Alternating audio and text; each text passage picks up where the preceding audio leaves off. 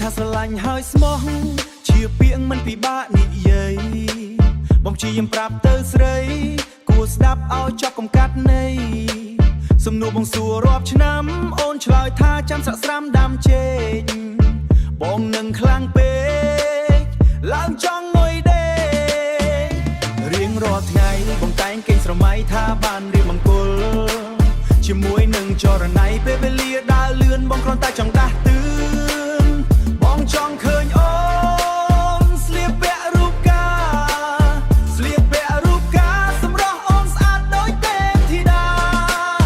រៀបការនឹងមករៀបការនឹងមកពីថាស្រឡាញ់ហើយស្មោះជាពាក្យមិនពិបាកនិយាយអ្នកខ្លះស្នេហាធ្លាប់មានរាប់ឆ្នាំតែត្រូវបារជ័យអ្នកខ្លះចេះគិតហើយសាងស្នេហ៍ឲ្យរុងរឿងមានន័យនេះឬជាស្នេហាដែលមាននៅលើលោកីប៉ុន្តែបងនឹងស្រី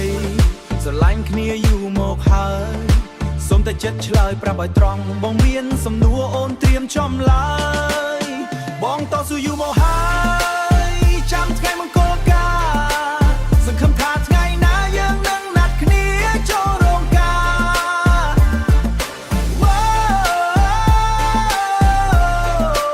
សង្ឃឹមថាថ្ងៃណាយើងនឹងណាត់គ្នាចូលរោងការឆ្នាំមុនបញ្ញាដល់ឆ្នាំក្រោយកន្លងផុតទៅប្រាប់បងបន្តិចមក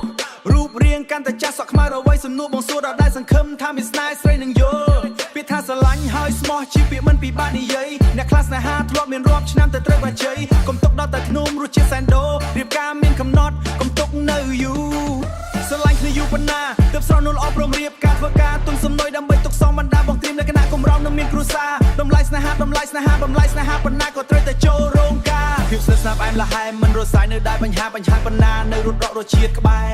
យើងមានកំផ្លែយើងមានកំហុសសំខាន់ឲ្យតែយើងចេះកែនោះក្តីស្នេហាយើងចុះសម្រុងណាមានស្នេហ៍ភាំងប្រុសស្រីម៉ាក់ប៉ាព្រមទាំងតាយាយអបអរជីពសុខស្នេហានឹងស្ថិតគង់វងអូនកុំបារម្ភអីរៀបការនឹង